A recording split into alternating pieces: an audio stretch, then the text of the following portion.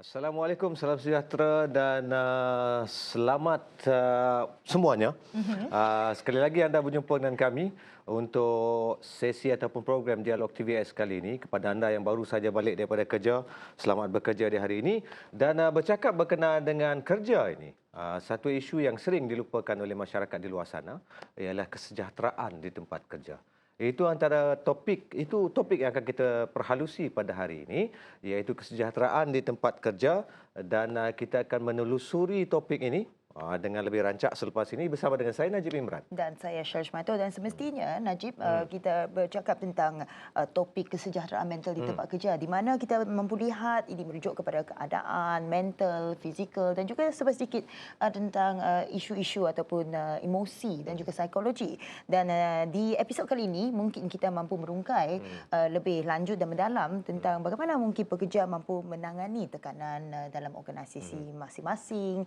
Dan di episod kali ini mungkin kita ingin melihat dengan lebih mendalam dengan pakar-pakar yang sudah pun berada di dalam pentas diskusi Dialog TVS, iaitu kita ingin menjemput juga Profesor Madya Dr.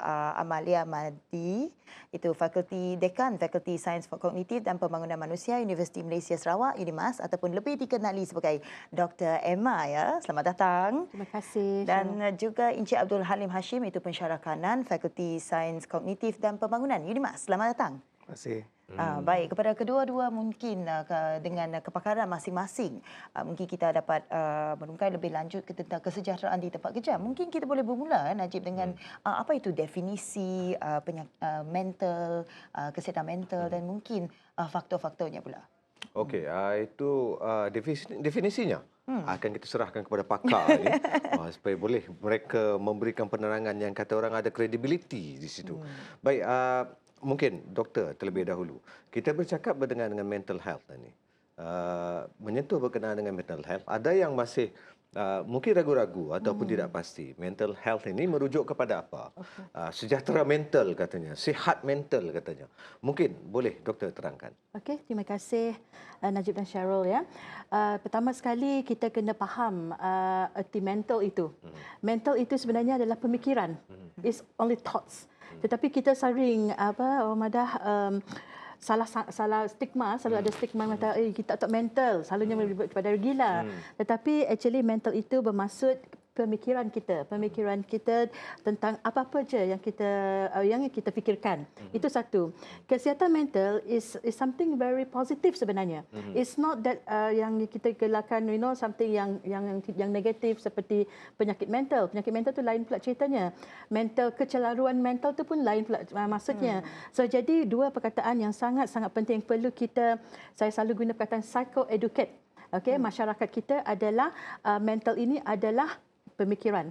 Itu pertama. Kesihatan mental pula adalah macam mana kita hendak mensejahterakan minda kita supaya tidak selalu menjadi negatif. Selalu kan kita selalu terfikir selalu negative thoughts, irrational thoughts. Jadi kita macam mana kita hendak nak mendapatkan pemikiran yang positif ataupun yang rational. So ini adalah dua perkataan ataupun definisi yang sangat penting yang kita perlu maklum kepada kepada masyarakat. Mungkin kepada Encik Abdul Halim Hashim pula, apakah mungkin dari kepakaran anda pula, apakah mungkin definisi penyakit mental, tanda-tanda dan mungkin antara faktor semestinya dalam sebuah organisasi ataupun dari segi pekerjaan pula? Okey, terima kasih atas soalan. Penyakit mental ni ada banyak nama lah sebenarnya.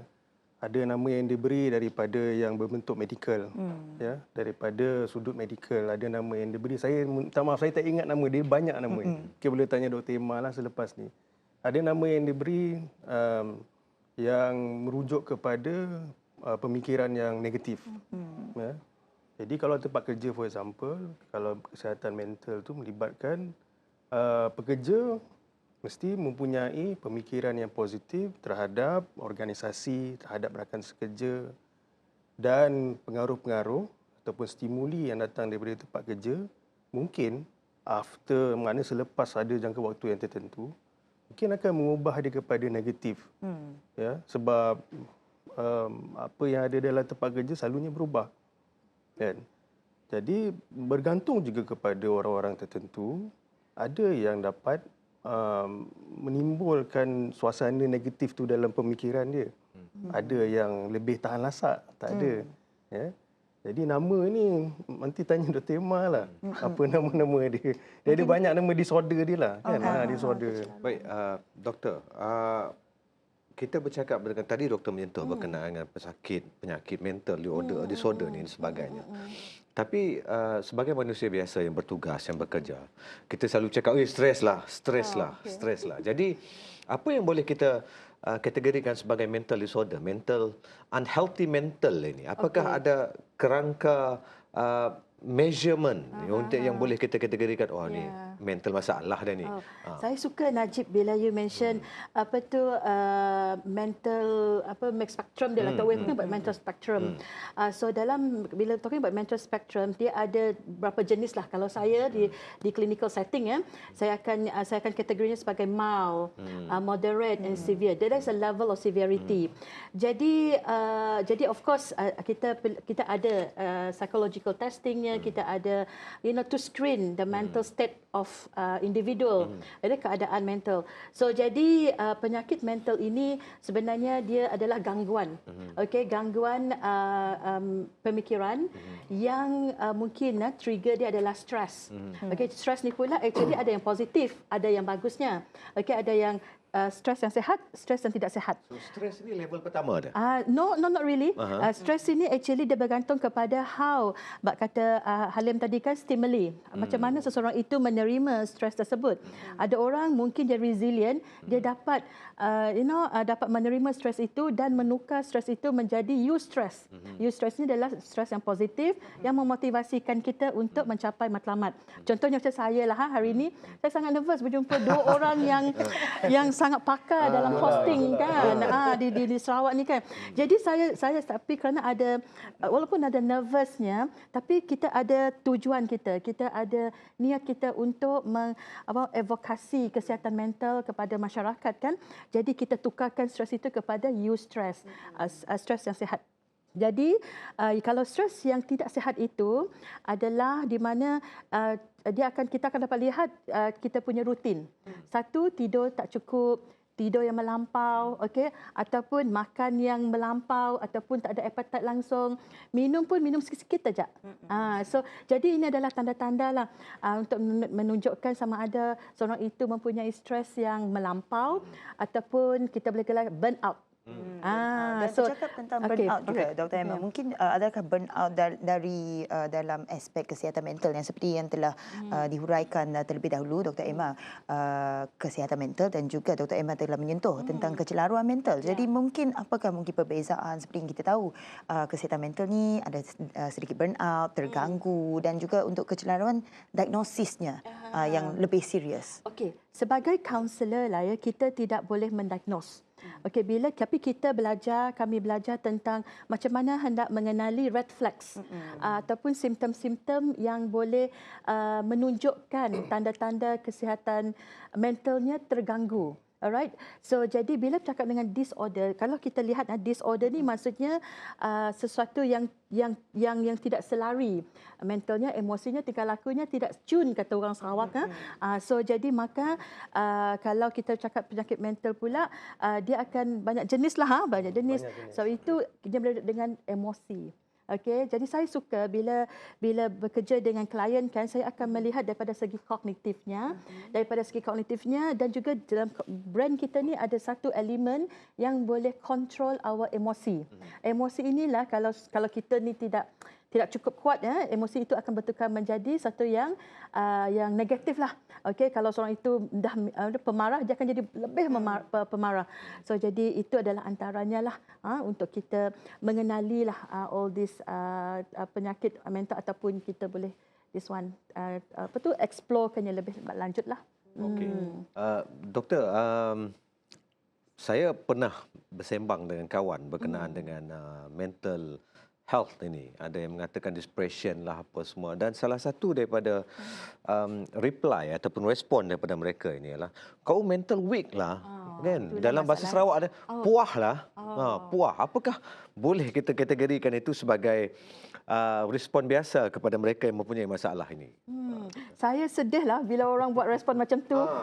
Sepatutnya tidak boleh. Sepatutnya itulah I think that is why kami di sini kan untuk kita memaklumkanlah kepada masyarakat, sebab untuk kita mengenali seseorang itu mempunyai penyakit mental, kita perlu dapat diagnosis yang tepat daripada pakar psikiatris. Okey, bila mereka dapat diagnosis dan kita lihat apakah diagnosis mereka, dan baru kita buat treatment ataupun psikoterapi ataupun hanya secukup untuk sesi kaunseling saja. Jadi kita kena fahamlah dia punya perkhidmatan apa yang diperlukan. Perlu sampai sampai bak kata kita tak nak puah perlu ubat, dan orangnya perlu jumpa dengan doktor.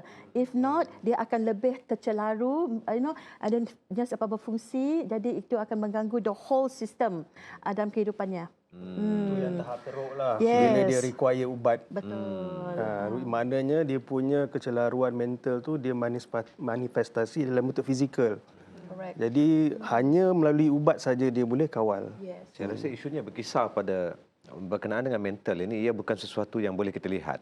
Kan, bukan kalau kita sakit mata boleh tengok mata merah apa semua kan. Jadi mungkin dari segi itu mungkin masyarakat tidak begitu mampu memahami sisi mental disorder ni. Betul tu Najib. Dan mungkin kita dapat lihat juga kita menarik lebih sedikit tentang tahap yang seperti yang kedua-dua pakar telah mengungkai tentang tahap mental yang mungkin apakah yang mungkin faktor-faktor ataupun kesan ataupun tanda yang kita boleh identify apabila seseorang itu mempunyai tahap mental yang mungkin Kurang sihat. kurang sihat. Okey, sudah tentu bila di tempat kerja kita mempunyai pelbagai cabaran, ya, pelbagai ujian lah ya.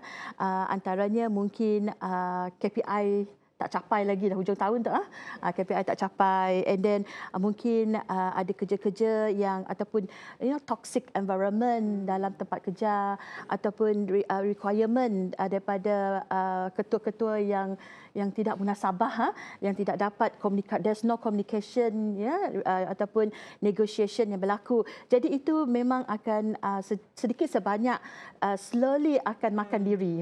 Makan diri dia bila seorang itu pendam itu defense mechanism. Kita suppress, lepas tu bila sampai up to the level macam gunung berapi, bilanya dah sampai satu tahap, dia akan burst juga. So jadi itu dah tahap yang teruk lah tadi. Tapi of course saya ingin mencadangkan lah ya, actually kita nak jugalah semua organisasi lah kalau boleh buat screening, buat saringan kesihatan mental ataupun mental state of the staff lah, sangat penting sebagai prevention. Dan apakah training yang boleh dibuat di tempat kerja yang boleh kita offer lah kepada staff kita. Okey. Baik, Cik Halim pula, kita bercakap dengan kesejahteraan tempat kerja ini. Salah satunya selamatlah, maksudnya tempat kerja harus sejahtera, selamat. Jadi bagaimana mental disorder ni atau unhealthy mental ini diterjemahkan kepada mungkin tingkah laku yang agak kurang selamat? Mungkin boleh Cik Halim menjelaskan bagaimana ini boleh diterjemahkan pada satu tempat kerja yang tidak selamat? Baik.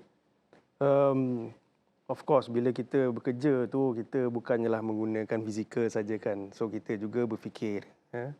Jadi, bila berfikir tu, kalau kita sentiasa mempunyai pemikiran yang negatif, kadang-kadang kita tak dapat nak memberikan fokus kepada pekerjaan yang kita lakukan. Dan pekerjaan tu pula pada masa yang sama bahaya.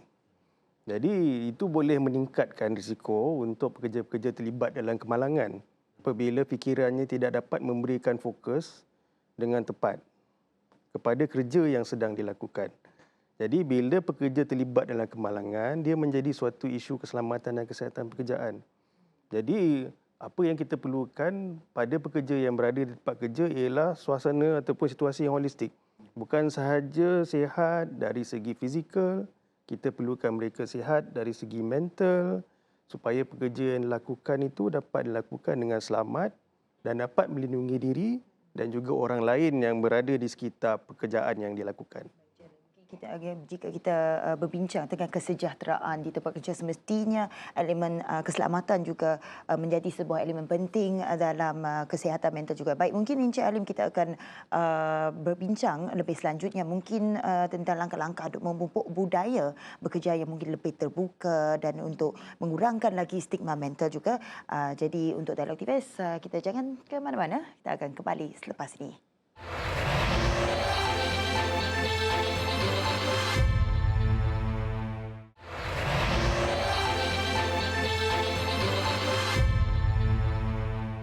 Baik, bertemu kembali sekali lagi di Dialog TVS dan awal-awal tadi Najib, mungkin Najib telah memulakan Dialog TVS episod ni dengan perkataan selamat datang. Selamat semuanya. Selamat semuanya. Jadi mungkin kita berbalik kepada topik selamat pula, iaitu subtopik mungkin kesejahteraan di tempat kerja. Mungkin kita tahu keselamatan merupakan elemen penting juga di sebalik kesihatan mental di tempat kerja, dan sebentar tadi Encik Halim telah membincangkan sedikit apakah mungkin tanda-tanda awal masalah kesihatan ataupun isu-isu yang mungkin kita tidak boleh lihat dari memik muka, tapi mungkin yang lebih mendalam. Jadi mungkin Encik Halim berkata tentang keselamatan. Apakah mungkin elemen keselamatan yang mungkin kita boleh lihat dari segi kesejahteraan, kesihatan mental dan cara yang terbaik untuk kita menawarkan sokongan ataupun dari segi membuat budaya yang positif dan juga aktif juga dalam dari segi organisasi pula? Mungkin kalau boleh. Tanda-tanda yang tempat kerja itu telah mula menjadi tidak selamat disebabkan mental pekerja yang tidak lagi keruan. Baik. Tanda-tanda itu memang kalau apa yang kita perlu perhatikan ialah perubahan. Dari segi tingkah laku, dari segi sikap, dari segi amalan. Itu biasanya yang akan mudah kita identify lah, kan?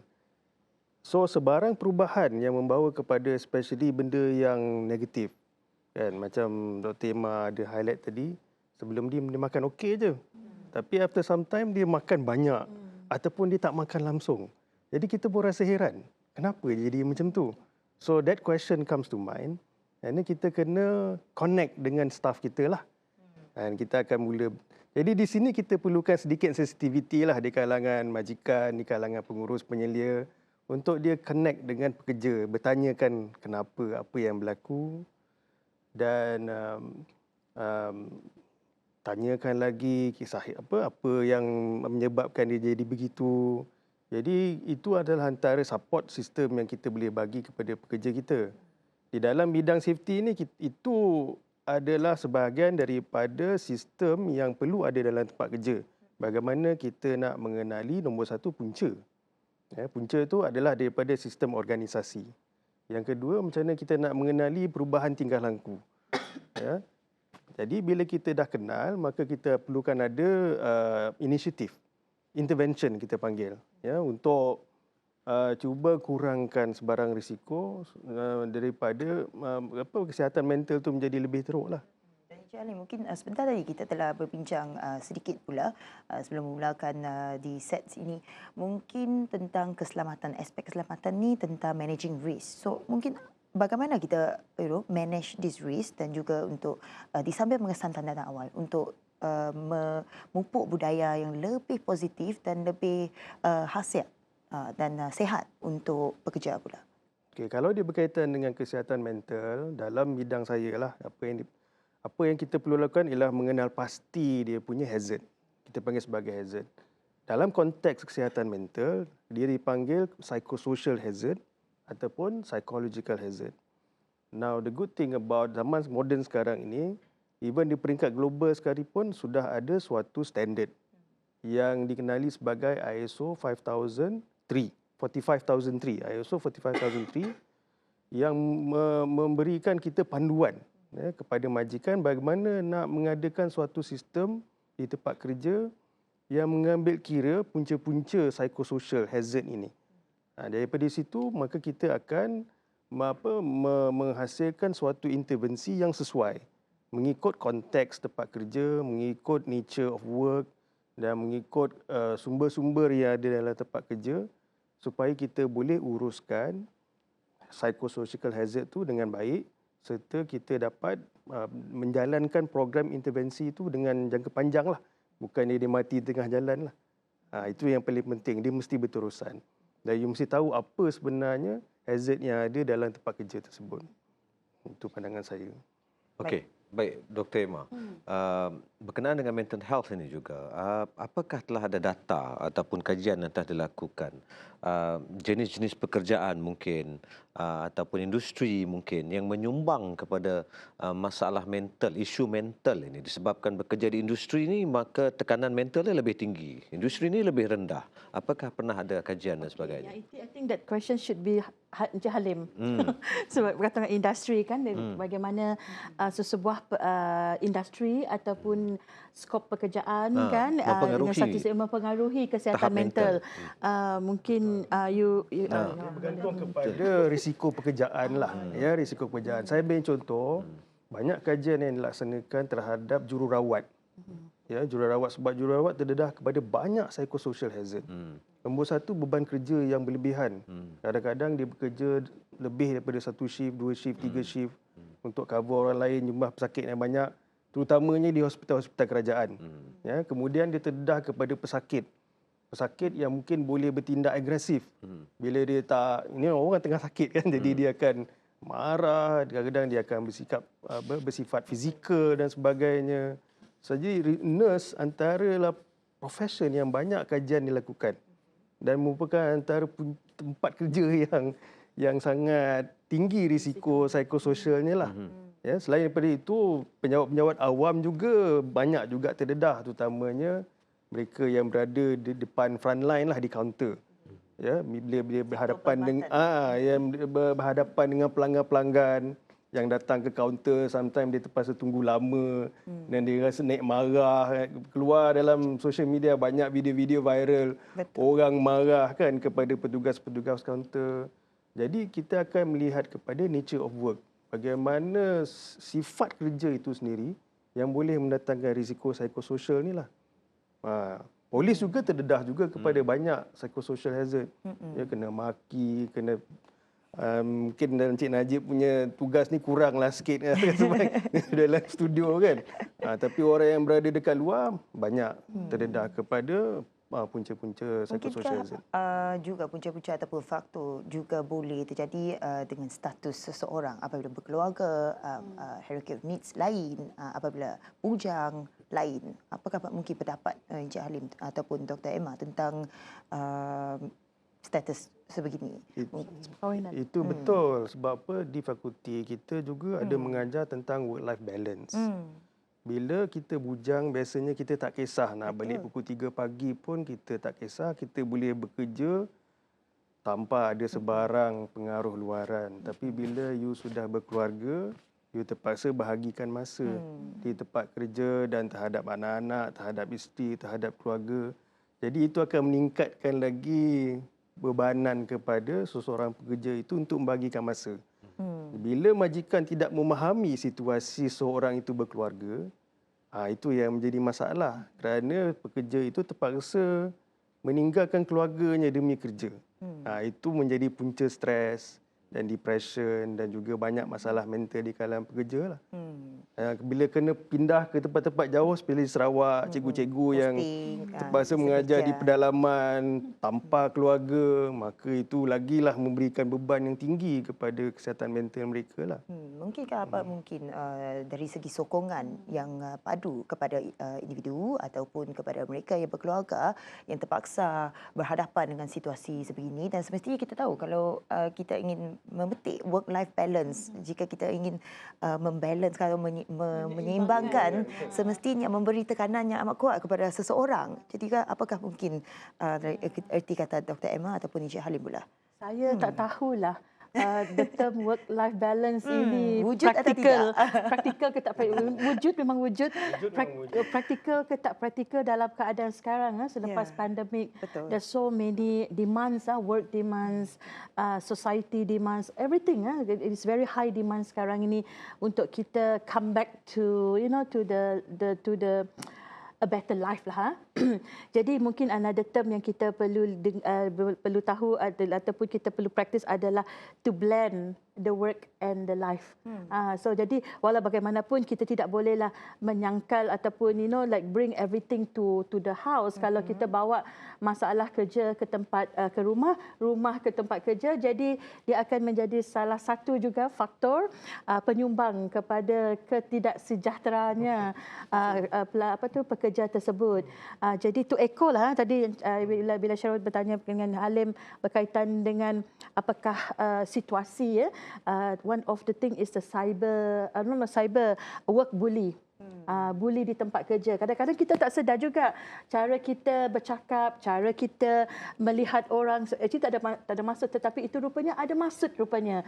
So jadi kita perlu juga memberi kesedaran jugalah kepada staff-staff dan juga ketua lah ya. Apakah tanda-tanda bully di tempat kerja ataupun apakah tanda-tanda red flags kata orang tadi toxic di tempat kerja. Apakah maksudnya? Jadi kita kena tengok mana. Baik, doktor, bila kita menyentuh berkenaan dengan work balance itu tadi, ada stigma yang terkait kepada semua, mungkin budaya masyarakat kita ataupun seluruh dunia mungkin. The more hours you spend at work, meaning you are hardworking. You know, there's a stigma. You spend less time at work, meaning you're not working hard enough. Mungkin ini boleh menyumbang kepada tekanan ini untuk kelihatan bekerja keras ini, kelihatan rajin ini. Kelihatan. Tak perlu rajin. Tapi tak ada hasil lah. Tak ada hasil. Jadi kita kena be smart lah. Kita diberi oleh Tuhan 24 jam. Kan? Jadi kita kena pandai juga menyeimbangkan diri sendiri. Kalau kita sakit, macam mana kita nak bekerja, macam mana kita nak menjaga ahli keluarga, kind of thing kan. Jadi saya rasa it's very important untuk kita pilihlah yang berkualiti, jangan pilih yang kuantiti. So jadi quantity versus quality ini bagi saya, kalau you ada output, that's good. Kalau walaupun you bekerja 3-4 jam.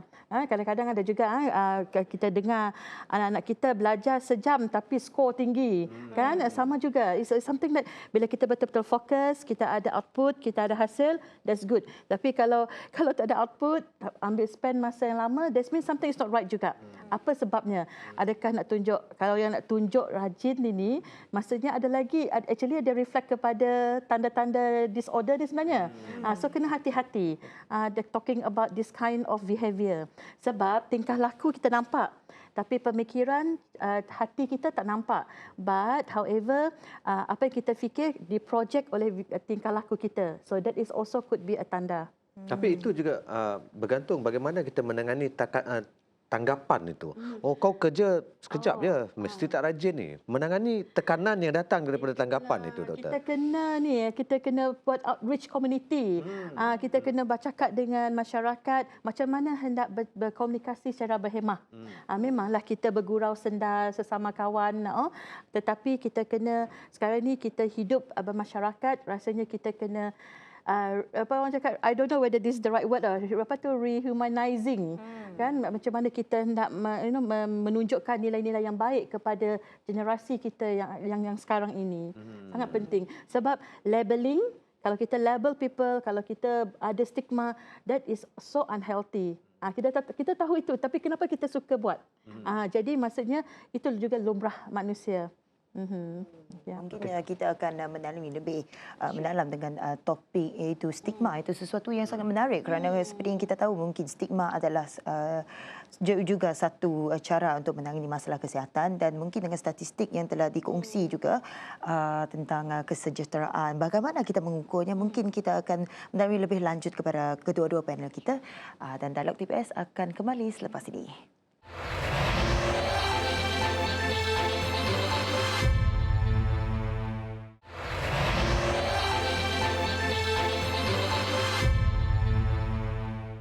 Bertemu kembali di Dialog TVS semestinya sekali lagi dengan topik kesejahteraan di tempat kerja. Dan sebenarnya tadi Dr. Emma, mungkin kita telah merungkai sedikit tentang faktor-faktor punca dan juga work-life balance. Dan mungkin ingin berkongsi sedikit pada mungkin statistik kesihatan mental dari tahun 2018. Mungkin kita dapat lihat 29% dewasa mencatat tahap kesihatan mental yang mungkin agak berbahaya.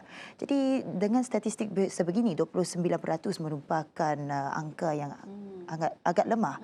Jadi bagaimana kita ingin menuju ke tahap kesihatan mental yang lebih sihat dan bagaimana pula kita mengukur tahap kesejahteraan di tempat kerja? Okay. Cheryl, pernah tak you dengar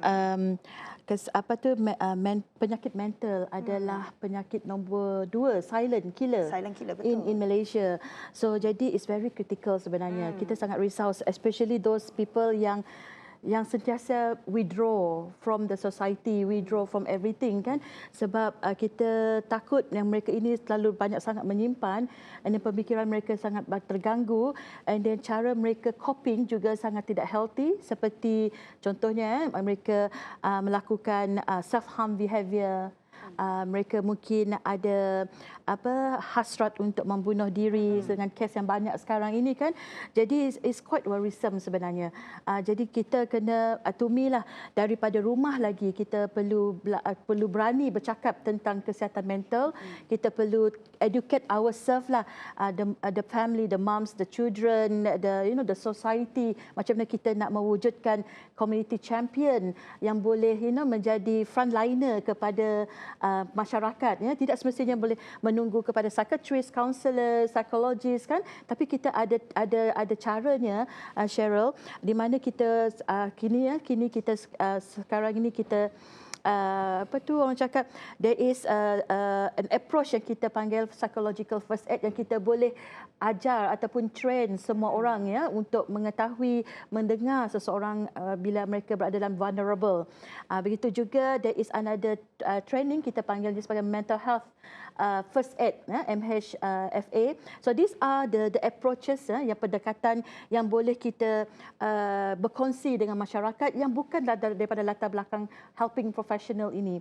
So jadi memang sangat merisaukan dengan number tersebut.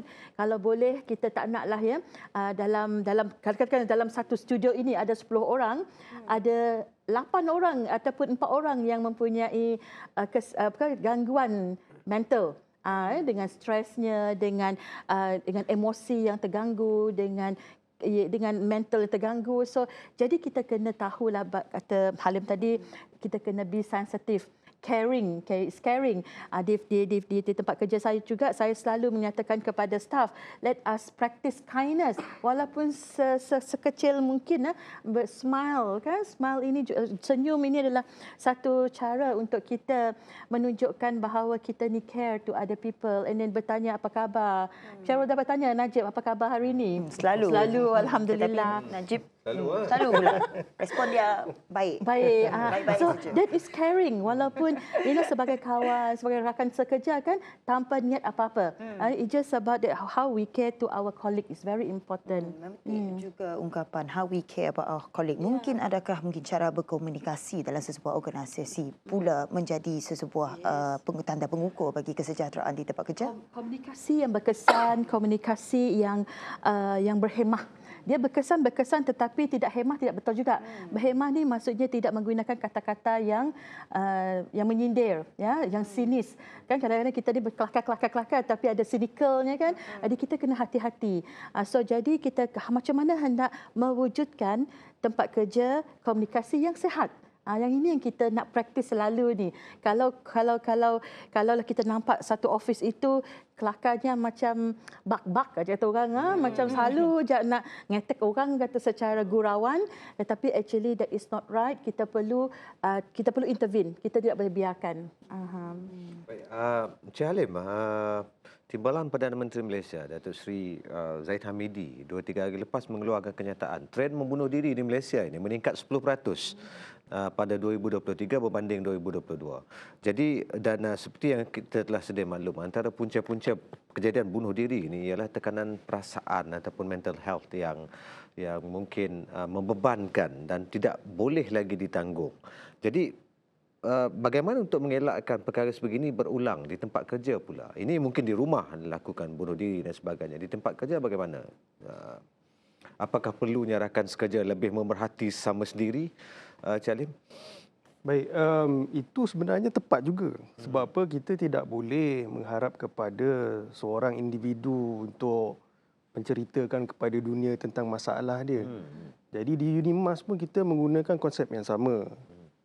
Staff dengan staff kita sentiasa memerhatikan.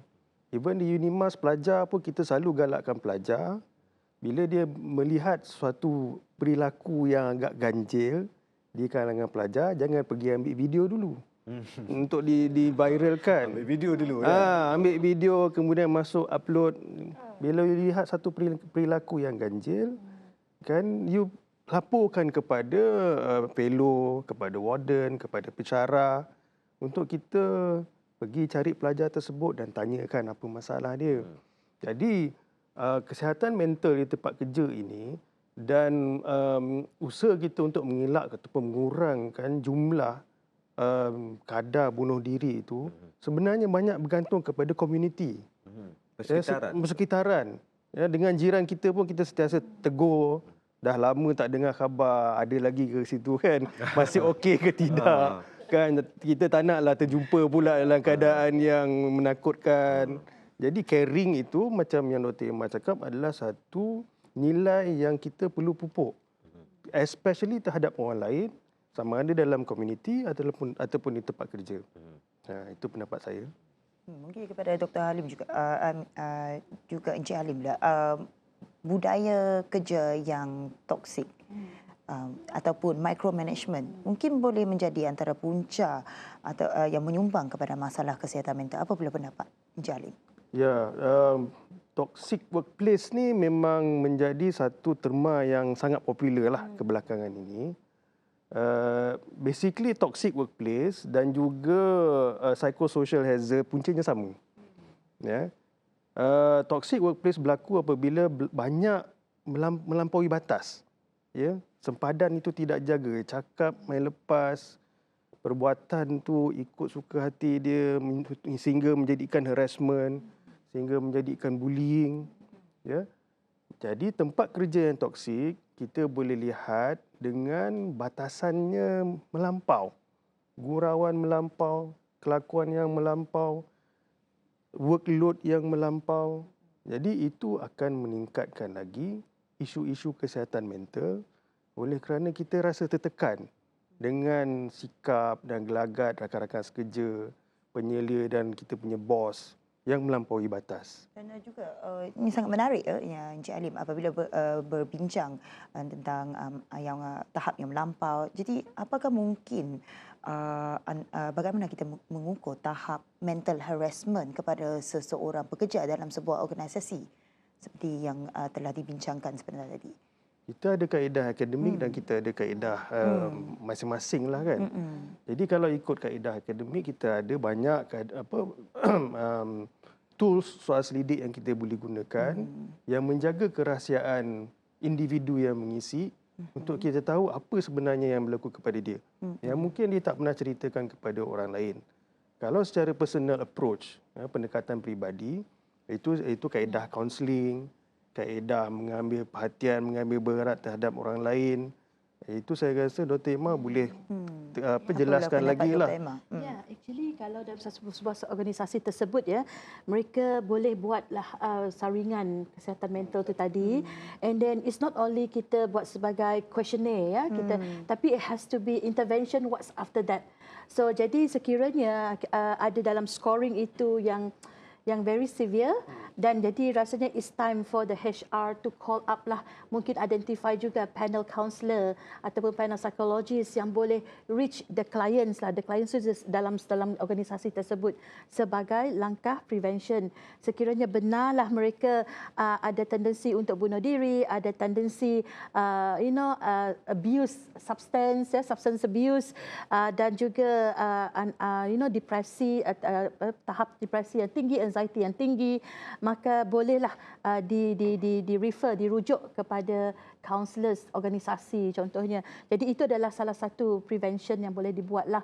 Ini satu yang saya ingin tertarik yang saya boleh berkongsi jugalah ya, selain daripada borang soal selidik, kita juga boleh menggunakan creative arts. Contohnya daripada drawing, kita juga boleh melihat tahap severity of the mental, of the stress, of the anxiety. Kita juga dapat lihat daripada situ kan, kita dapat lihat whether or not seseorang itu pernah dicabuli secara sexually, abuse sexually semasa kanak-kanak. Kita daripada that is how we can assess selain daripada questionnaire. Jadi contohnya kita pergi medical doctor, nak Dr. Madah, okay, you ada penyakit A, definitely we want to get the second opinion. So these are also the intervention yang kita boleh buat di organisasi. Yes, betul. Gunakanlah. Di Unimas sendiri bagaimana, Doktor? Prof, apakah ada SOP itu sendiri jika pekerja berdepan dengan masalah begini dari aspek mental itu? Di Unimas sendiri bagaimana menangani masalah? Ya, kita bersyukurlah Unimas menjagalah kebajikan stafnya dan juga pelajarlah. Now we are talking about tempat kerja ya. Tempat kerja maksudnya staf akademiknya, staf profesionalnya, staf pelaksananya dan juga all the pengurusan kan. Jadi memang kita mempunyai orang cakap perkhidmatan ya, the welfare kebajikan kepada staf-staf, dan sekiranya kami mempunyai isu-isu psikososial, psikoemosi, jadi kami mempunyai channel macam mana kita nak mendapat bantuan. Ya, ada di Unimas kita ada unit yang kita panggil sebagai unit Psychon, unit counselling dan psikologi. Yang mana staf-staf dalam unit tu memang kompeten, terlatih dalam mengendalikan kes-kes sebegitu. Jadi unit Psychon ini dipertanggungjawabkan untuk memberikan kaunseling dan memberikan langkah-langkah intervention kepada staf ataupun pelajar yang mana menghadapi masalah. Cuma masalah kat sini supaya mereka tampil. Iaitu yang menjadi masalahnya, tampil dengan segera. Kita tidak mahu pelajar ataupun staf yang datang tu dah dalam keadaan teruk. Dan teruk memang agak sukar kita nak tangani lah. Jadi apa yang kita cuba lakukan ialah memberikan education dan juga memberikan awareness kepada staf dan juga pelajar untuk tampil segera melalui proses yang memang kita dah sediakan supaya boleh kita tangani masalah mereka dengan segera. So dekat Unimas kita memang ada unit, kita memang ada proses, kita memang ada polisi untuk memastikan kesihatan mental itu pada tahap yang terbaik lah kepada staf dan juga pelajar. Saya nak tambah sikitlah. Di bawah pejabat pendaftar, kita juga mempunyai kaunselor dan juga yang menjaga kesejahteraan staf yang Psychon more kepada pelajar dan juga di bawah HR, human resource kami untuk staf-staf kami lah. So jadi memang setiap tahun rasanya kita dah ada buat indeks kesejahteraan, bahagiakah anda? Something like that. Jadi kalau tak bahagia, kalau tak bahagia, jadi kita pun actually alhamdulillah juga pihak HR Unimas juga menjemput kaunselor dan juga psikologis dari fakulti Sains Kognitif dan Pembangunan Manusia bersama-sama membantu pihak HR untuk menangani ataupun memberikan kesedaran kepada pihak staf di Unimas. Jadi di peringkat Unimas sendiri all are covered. Kesihatan mental covered. Yes, insya-Allah. Ya, alhamdulillah. Ya. Okey, cuba sebaik mungkin. Sebaik mungkin. Baik, mungkin doktor ataupun Cik Alif sendiri mungkin boleh menjawab soalan ini. Are we doing enough so far untuk untuk kesejahteraan mental rakyat Malaysia ini. Dalam dasar sosial negara 2030 pastinya kita menekankan kepada kesejahteraan hidup yang juga bermakna kesejahteraan mental ini. Dan contohnya KKM sendiri ada talian bantuan krisis kesihatan mental ataupun talian HEAL 1555 ini untuk masyarakat yang berdepan dengan masalah mental ini untuk mendapatkan bantuan melalui talian khas ini. So are we doing enough as Malaysian, as a country? Are we doing enough to manage these issues? Maybe, Cik Alim. Pada pendapat Dr. saya mulakan dululah. Okey. Pada pendapat saya dari segi national itself, kita belum mencapai tahap yang kita inginkan. Seperti mana negara-negara maju yang lain lah. Ya. Tapi kita sedang ke arah itu. Cumanya kita bergerak perlahan-lahan. Mungkin kita berada pada fasa yang awal. Terutamanya untuk memberikan pendidikan dan pendedahan dan kesedaran kepada orang ramai. Ya. Tetapi dari segi intervention, malangnya, especially dekat tempat kerja, masih banyak majikan yang tidak cakna ataupun tidak tahu tentang apakah langkah-langkah yang mereka boleh ambil untuk mengenal pasti dan juga menangani masalah mental, masalah nak bunuh diri dan penyakit-penyakit yang boleh datang kepada pekerja. Jadi itu kita perlu usaha dengan lebih lagi lah untuk meningkatkan lagi kesedaran majikan-majikan dan organisasi di Malaysia. Doktor sendiri mungkin Saya kesedaran. setuju dengan Halim. Kita banyak buat awareness program, and then too much until kita rasa saturated. And then jadi pada satu ketika about 10 years ago, 1 decade ago, jadi kita juga membuat satu langkah berani di mana kita memperkenalkan intervention kepada not only to the tempat kerja tetapi juga kepada masyarakat. It takes a while lah untuk kita kick off kerana penerimaan perkataan kesihatan mental yang terus orang mikir gila. Jadi kita nak advocate tu. Mungkin Dr. Emma, mungkin perkataan mental tu menjadi sebuah tabu. Betul. Jadi that is what happened before this. Even perkataan counselling pun orang ada mun pergi jumpa kaunselor, you ada masalah. Jadi kita dah cuba memperbetulkan pemikiran skrip manusia, individu kita. Jadi begitu juga dengan kesihatan mental. Jadi to me kita sekarang ni perlu berada dalam fasa intervensi. It's not bersama-sama dengan awareness dan interventionnya dan juga preventionnya. Jadi kita kena berani ke depan lah. Saya selalu guna tagline dalam my campaign. Wherever I go, treat our mental health as our physical health. Cheryl dengan Najib berapa kali mula screening mental health? Tapi physical health mesti every year ada. Perlu jawab kan? Perlu. Kami pula jadi host. Betul. So treat our mental health as our physical health. We need to screen. We need to check our stress level, anxiety level. Kalau kita anxious, how do we cope? Adakah kita copingnya betul ataupun tidak sihat? And then the next one, I suka how to just a very simple layman punya bahasa approach kan? Practice kindness.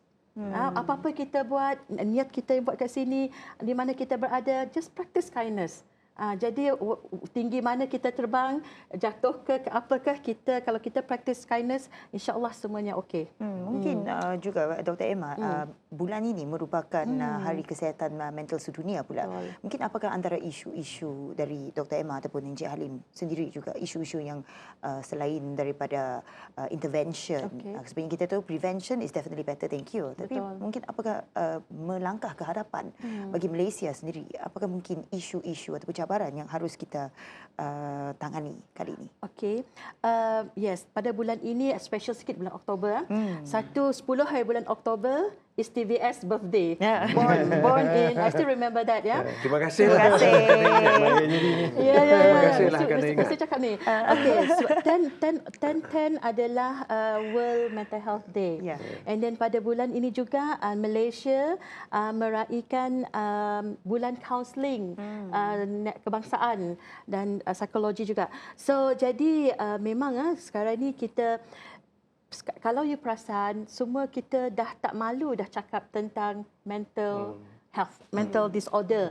Kita tak malu lagi cakap I have depression, I have MDD, I have bipolar. That's good. Okay, maksudnya kita dah open, ya, masyarakat dah open. Jadi sekarang ni satu lagi yang kita perlu usahakan is not only the patient, the clients yang berani bercakap.